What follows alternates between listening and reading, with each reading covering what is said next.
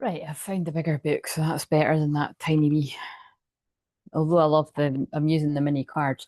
Right, so I'm doing the shamanic medicine wheel. So if you're new around here, I do this every Saturday. But I'm actually just filming this before I go live on the Friday because oh my God. Yeah, my hair's like honestly, I kind of plan to either put it up or put hot in here. Nelly hot in here just came on. Wouldn't be surprised if that beloved's card comes off or something. But I've been sitting in the garden, it's fucking roasting here, and we're just cracking on. It might be wise to just chop my hair up.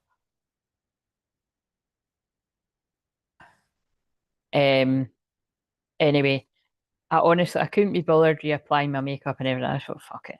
Right, we've got the first card, the witness. So that's the one in this. I'll just put them on my lap. That's the one in the south. What's the second card? The seer. Interesting. I'll read the questions. Third one, the serpent. This comes out a lot. She does a snake as well. So it feels like quite real time energy. This isn't ones that are like years off and stuff. Unless you're kind of new at the journey, um, but anything's possible. There's no fairness in the twin flame journey. There should be, but there isn't. The card in the east represents the possible destiny, the way you'll share your treasures and gifts with others. It's the corn harvest time. Interesting, right? Okay, so what's on the bottom? We've got the sun.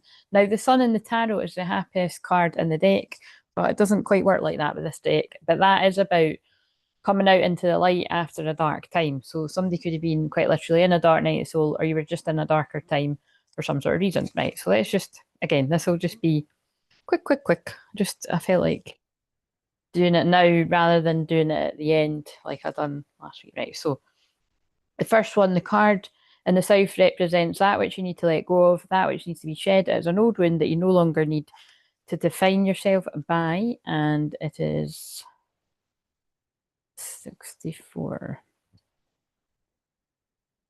Yeah, so those of you in the UK, I don't need to explain, but those of you in like other parts of the world, we're not used to this heat. Well, I fucking certainly am. We're not used to this heat. So it is a bit dramatic when it happens. So what I know is because I was saying emailing one of yous back that it's been 25 here today. So that's seven, it's still 24. That's 77 in your Fahrenheit or something, isn't it? Um, so which might even not be that hot to use, but it's fucking roasting here. So 64. I'm just not a sun. I really am a sun person.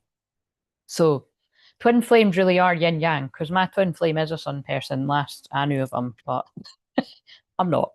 I've learned to kind of work with it, but yeah, don't really. Like I said, I'm roll on fucking hood and hat season.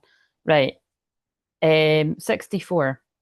The witness observes without engaging in any action. By cultivating inner stillness, we're able to assess any situation from a higher perspective and make better decisions. When we can be present for someone else's difficulties with stillness, then we're able to truly hear them and give better advice. Sometimes we can be so still that we're a mirror for each other. Then, through our presence, they receive our own answers. So, with me just actually saying that about me, because we are very different in that way, to say, um, like it's like I'm the moon, and it really is like I'm the moon and he's the sun. Do you know what I mean? Like I come out at night, and yeah, you know what I mean. He always loved the sun and stuff like that. So there's something about I would say it's about holding space, maybe for your twin flame, but just take it however it is. But because it's about letting go, it could be you. Like you could be someone that always listens to other people, and you might need to be the one that needs heard. Um, the witness has been by your side all along, is now ready to become your ally. Yeah, that sounds like twin flames, doesn't it? Energetically, they've always been by your side, but someone's ready to become your ally. You thought you were the doer, but today you discover that things happen when you get out of the way. Witness creation unfolding before you. Change reality by finding stillness. Let your true intent reveal itself. Second one is the part you needs to die, an old story that needs to be let go, so a new meaningful story can be built in your life. And what number is that?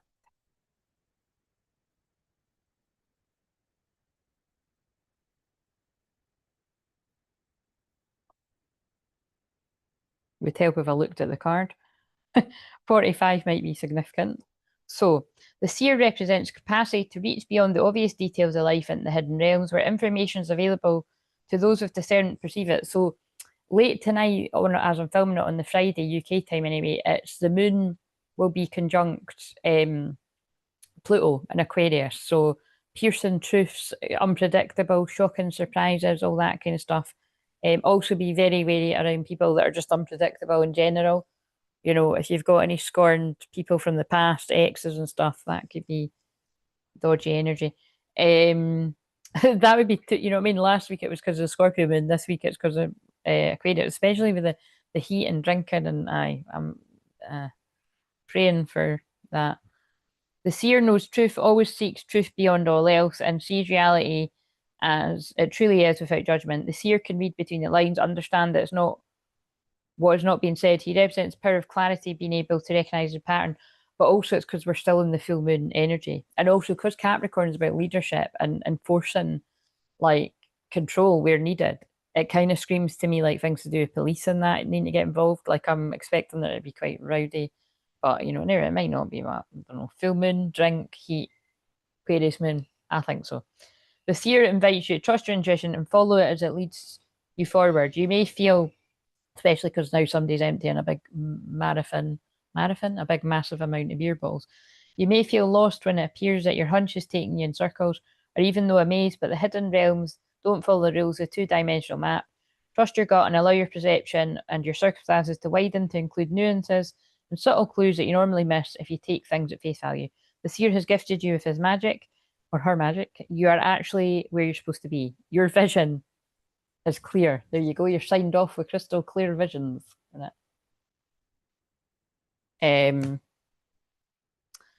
Right. Oh, and 46 is the next card. That's handy. So the card in the north represents the wisdom you need to acquire. You've learned the lessons from the south and the west. What wisdom's ready to mature within you? The deeply buried treasures. And again, year of the snake, so it feels very present energy.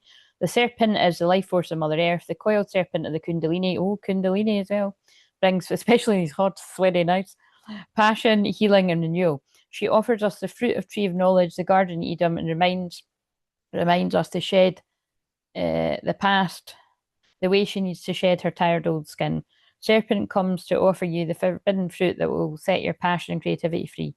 The serpent power of the Kundalini is stirring within your chakras, gently asking you to embrace its mystery. Shed the old skin that you've been so attached to and welcome vulnerable pink underbelly that will bring a fresh experience to your life. Your passion, sexuality are awakening, and this can be scary. Vulnerability was the word for the masculine today in the Twinflame trauma release videos.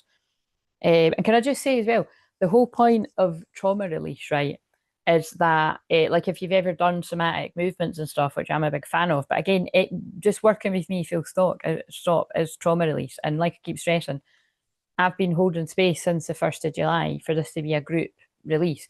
So if you've had a period of big bursting out crying at any point, or if that does come after I've said this, just be aware that's what this is all about. So especially if you've been watching all the videos, don't be surprised if that happens. Let me know if it does, privately or in public. But that's what's meant to happen. You're releasing that stored trauma. So definitely when we work one-to-one, but it could happen to some people in this. Because it's happened to me, you know what I mean? It happened to me recently and I needed it. So your passion and sexuality awakening, and the full moon just brings that out too. That trust the wisdom of serpent to transform your sensual energies into beautiful original manifestation. Lovely. And last but not least, we have the 10, and the full moon last night was on the 10th. So this is the card in the east represents your possible destiny, the way you'll share your treasures and gifts with others. Corn represents the mother of substance, a tangible abundance. This symbol represents material prosperity in the world of form that provides stability and sustenance to many. There is more than enough. You planted a beautiful field of dreams and worked hard. Oh, so I feel about 6 months ago in the new moon in Capricorn, if you set intentions, then a lot could be coming to fruition round about now.